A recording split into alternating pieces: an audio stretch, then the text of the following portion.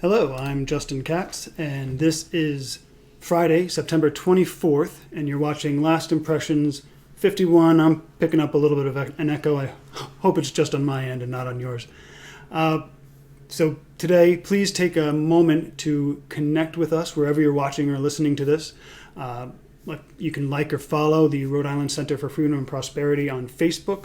You can subscribe to the center's YouTube channel. You can find audio of Last Impressions on iTunes. You can also join our email lists on oceanstatecurrent.com or Rhode Island Center for Freedom and Prosperity. And if you're watching this right now, you can go ahead and start a watch party and watch it with your friends. Always a great way to spend a Friday afternoon is watching Last Impressions with your friends. And at the end of this, when I'm all done and I have a spare moment, I'll put all the relevant links to the content from this episode in the comments to this post, wherever those comments may happen to be. So let's get started with Not Real News. This is our new segment of things that aren't real, or kind of real, but should be real, something like that.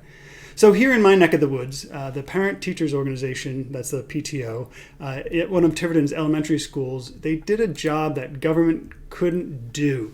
They raised money from people of their own free will to buy some tents, and the goal was to make life under COVID-19 just a little bit more manageable at their school. And they raised $3,000. $3,000. That's not bad on short notice. Unfortunately, the state fire marshal got involved and pointed out a little problem. You see, even though these tents meet fire codes in Connecticut and Massachusetts, in Rhode Island, they don't. So he had to shut it down, and now, as the picture showed, the PTO has a $3,000 worth of tents stored in a garage.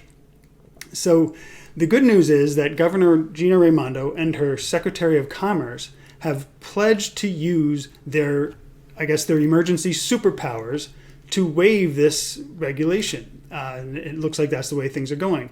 So now, if you're not familiar with Rhode Island, that might seem strange. I mean, if the tents are safe, why would they be banned? And if they aren't safe, why would the governor put the kids in danger by waiving the rule? Now, if you are familiar with Rhode Island, you might know that there's a perfectly reasonable explanation. You see, Rhode Island is largely covered by this area known as the Forest of Scariness, and it seems to be growing, and unfortunately it includes most of the population. So in this to deal with this forest of scariness, we've gotten ourselves a group of a magical order, and we call them the Appointees. Now, it's their job to wave the danger away. They wave it away, and they make us all feel less scared and more safe. Now, a lot of people don't know. Well, no, actually, no. Everybody knows that the governor, she is the queen of the Appointees, and what a lot of people don't know is that that's their official hat. Every kind of magical secret order needs a secret silly hat, and that's theirs, I guess. So, of course, unfortunately, part of the magic of waving scariness away is that it has to involve favoritism. It's like when the witches have to cut their hand and get a little blood in the mixture. Same kind of thing. There has to be favoritism involved when you're waving the scariness away. And so Gina and the Appointees have refused to wave COVID-19 away for everybody. So it's at the public schools, they've waved it away. At state-run casinos, they're waving it away. If you've at a bar, you're going to get sick, but if you get food while you're drinking, they wave away the danger there too. Of course, they wave away the danger for Black Lives Matter rallies or just about any other left-wing cause that might have people getting together. So now, in fact, to make their magic more powerful, the governor recently conducted a ritual denunciation of a disfavored community. And of course, I mean college kids. Behavior like that this year endangers other people's lives, and it's incredibly selfish. So we're now shaming college kids at Providence College mainly, URI also.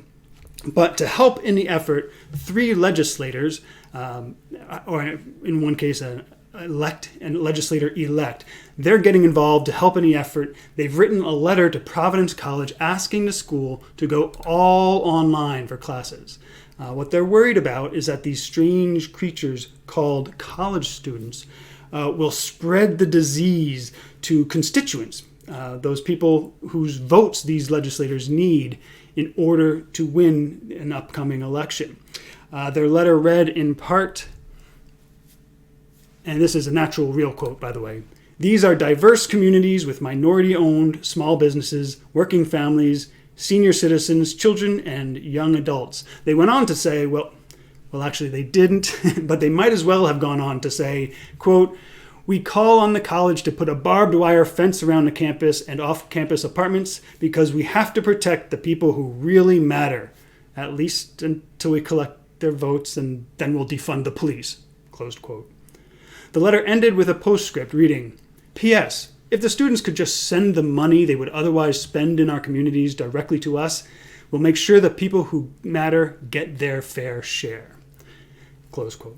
Soon after this letter was made public, the Federal Office of Equal Opportunity and the Department of Housing and Urban Development announced a joint investigation to figure out why there are no non-minority owned businesses in Providence, or for that matter, why there are no middle-aged single people.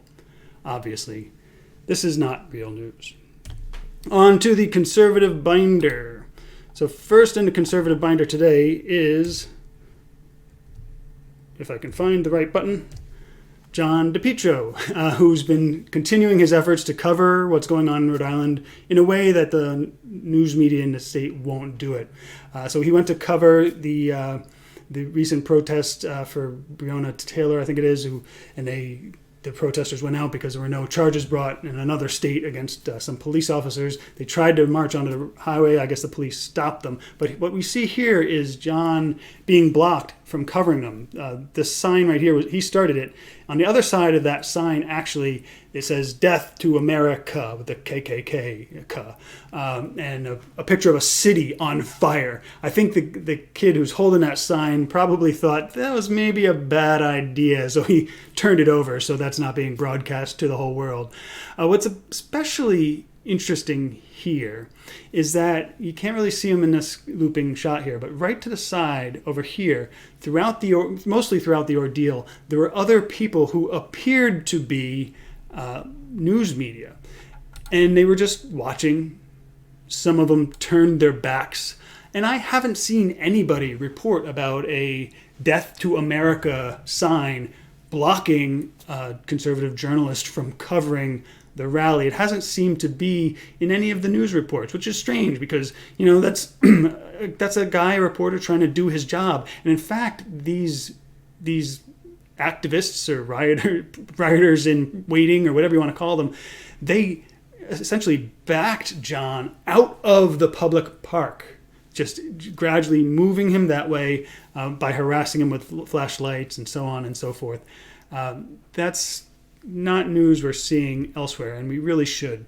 On a happier note, there's been another episode of Mike on Mike's. That's a live show with Mike Stenhouse of the Rhode Island Center for Freedom and Prosperity and Mike Collins of the Trucking Association, and also of the now off-air Changing Gears show on WPRO. And they interviewed Ray Rickman, who's an advocate for the Black community in Providence, and they had a great robust discussion. And I point this out in large part because this is something you're not seeing a whole lot anymore, back and forth between people who actually fundamentally disagree and they don't start yelling at each other.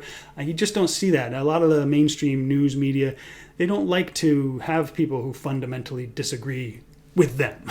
If you fundamentally disagree with people they won't have on their show, like us, then you're good, you're fine there. And finally, in the conservative binder, Sabin Tavern. This is a site on the Gatsby Project website, gatsbyproject.com/Sabin Tavern. And it goes pretty far politically, endorsing people, making arguments against legislators in a way that others can't if they're up against unconstitutional laws that restrict their freedom of speech because they're nonprofits. But Sabin Tavern goes a little farther. The latest article highlights an independent candidate who's running against Joshua Miller in the Senate, Joshua Miller being a very far-left progressive. And it's worth looking into because a lot of the times these independent candidates don't get the coverage or attention they really deserve, and that contributes to this system that we seem to all agree is not healthy. So for today's essay, I mentioned it in Not Real News, but the governor's scolding of college students is worth a more detailed, serious review. So let's start from the beginning. So at Providence College, as part of the school's regular surveillance testing, we identified a group of cases early last week.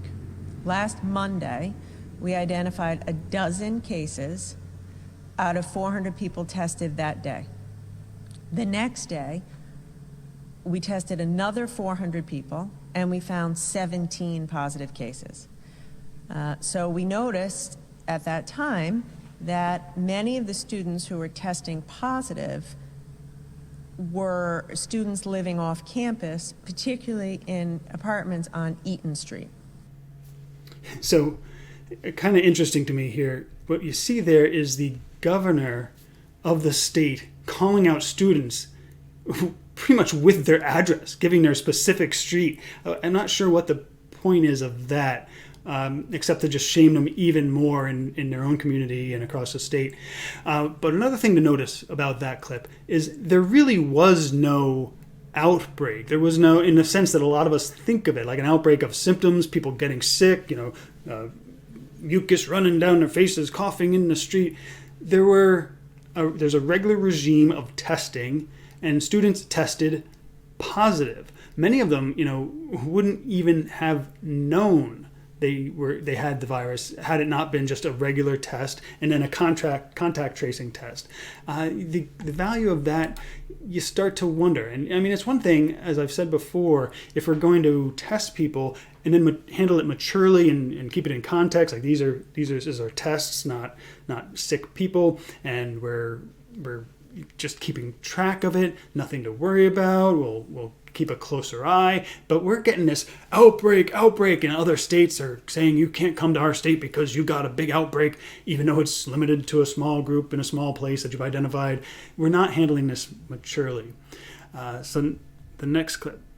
And as college students do, the students were often getting together on their front lawns, in their backyard, on their porches, and this was confirmed by our case investigators, who found that many students were moving between houses, between floors in the house. But here's an important point. There was no big party. It wasn't as if there was one big party that led to this outbreak.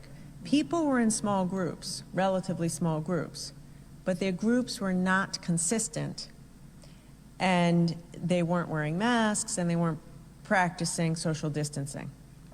The problem is they get together with one small group here, maybe go upstairs to the second floor, another small group, go to the front lawn, another small group, and before you know it, we have a full-fledged outbreak on our hands. Now, first of all, just picture this a moment. The investigators confirmed. So they're going out there. You can imagine them spying on the college kids, interviewing them, going door to door with who knows how much hazmat gear on to investigate and confirm that they talked to each other and college kids socialized. But most important here, and the reason I played so much of that, we're watching in real time as the goalposts move, and they're moving in many ways. I mean, first it was flattening the curve. Now it's, I guess, complete eradication of the virus. First, we're watching hospitalizations so the hospitals don't get overwhelmed. Now it's cases, and not only that, but cases are defined as positive tests, not even symptoms. First, we're limiting gathering sizes. Now we're limiting the entire sphere of your contacts. I mean, Governor Raimondo goes on to say there that we should essentially be living in like an open air prison. I mean, limiting our entire sphere of of community to 15 or so people. I mean, that's across all areas of your life who would all have to be with the same 15 people. I mean, that is now the rule. And somehow the students at Providence College and URI were supposed to know that in advance, I guess. So then the Department of Health tested 1,100 off-campus students at Providence College, and they found 67 positive tests. So that's 67 out of 1,100, and this is a big outbreak that's causing huge waves across the country. Again, we're not dealing with this very maturely. And by the way, a source at Providence College tells me that since the beginning of the year, a lot of people have been getting positive tests that then are reversed when a more sensitive test is implemented. Is that the case here? We don't know. We're not really being told. I do want you to know we are taking action. A stay-at-home order was issued for all students. So all students on and off campus at PC have been directed to stay at home, stay-at-home order. Roughly 120 students have been set up in alternative housing locally to isolate and quarantine safely, and a mandatory testing program was put in place. I'm sorry, but think about this. The kids don't have symptoms as far as we know. They're certainly not dying of sickness. They're not passing out in the hallway, at least as far as we're being told. They were tested positive, and they're being put in isolation rooms and quarantine, and they're having to sit there for 2 weeks while food is brought to them, and they can't leave their rooms. You gotta wonder, where does the governor get the power to do this, to lock up perfectly healthy, innocent people because they came in contact with somebody who tested positive for a disease that they may not even be showing any symptoms of? Now, that's where it's important to notice all of the passive voice in Raimondo's tone there. And it's a very good lesson we've been seeing since the beginning of this pandemic. The reason she's using the passive voice, they were locked down, they were this, is the Department of Health really doesn't have the power to tell these people, often young adults from another state, what to do, in a sense, that you can't lock them up. So what they're doing, and I've heard this from the school, the Department of Health is implying at least, threatening at worst, to close the school down for the whole semester if they don't follow the Department of Health's instructions. And so the school is imposing these restrictions. That is the way this has been going. There is no power to do this to us. We're kind of accepting it. We're playing along. And we've gotten to the point of locking symptomless young adults in hotel rooms. It's kind of a frightening prospect, especially when the governor gets in full scold mode. To the students at Providence College, I'm asking you to obey the stay-at-home order. Obey. Because this isn't right, what's happening. And it's not only that hundreds of kids have been infected, it's impacting the entire state. You know, she's correct that this isn't right. It isn't right, and that this is affecting the entire state because Raimondo and some of her fellow governors have grabbed this incredible power, incredibly invasive power, to lock us down against a threat that, well, let's face it, many of us think is relatively minor. And as time goes on, it seems more and more minor, or less and less major, whichever way you want to go. Now, the thing is, Governor Raimondo and these other governors, they're going to get a lot of credit from some quarters for their handling of this situation, meaning the whole thing, not just Providence College. She shouldn't. They shouldn't. It's not difficult to crack down on a compliant population when you disregard the consequences of doing that. I mean, the governor talked about consequences. The students will know there are consequences. We're seeing the consequences in travel bans, et cetera, et cetera. We're also seeing the consequences of the shutdown. Rhode Island's unemployment rate went up after we opened up, after everything should have been going in a better way. And in fact, the country's unemployment rate went down, which is a good thing if you need the reminder. Those are the consequences we're facing, and it's not difficult to be an effective leader when you take those off the table and you don't worry about it, and all you have to do is crack down on college kids. taking everything to the nth degree is not leadership. It's just restriction.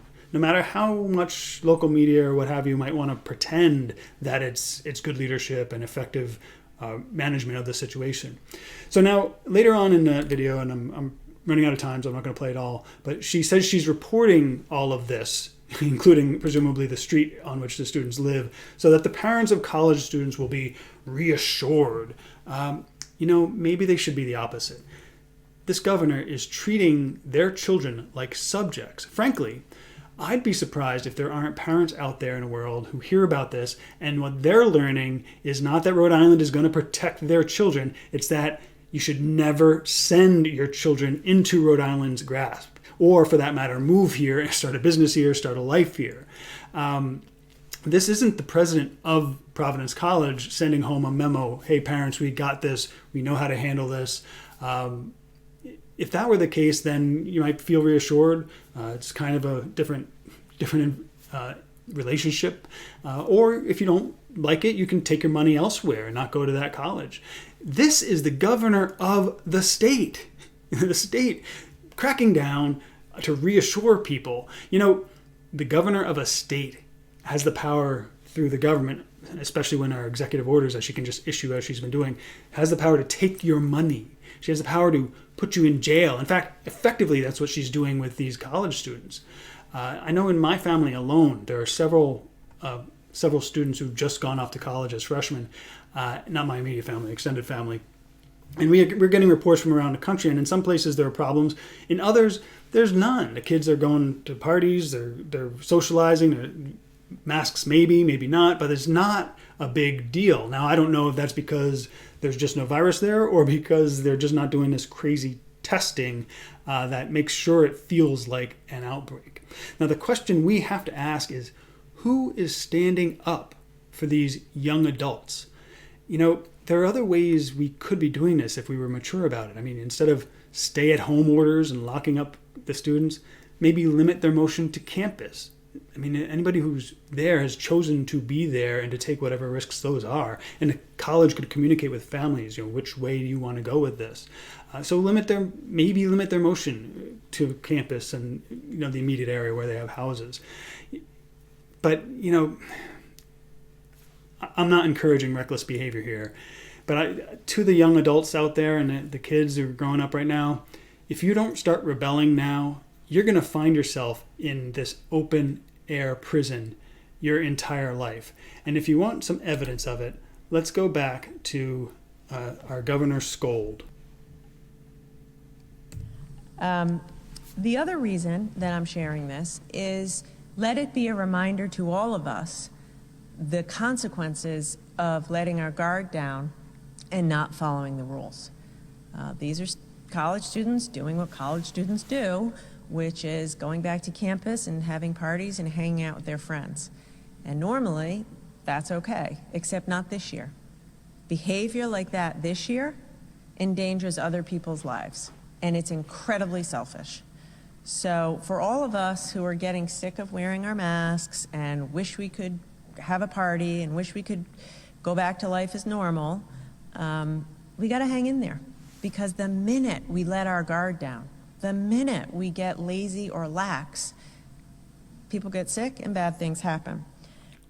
It's incredibly selfish to let your guard down and be lax. Bad things happen. Oh yeah? What about this?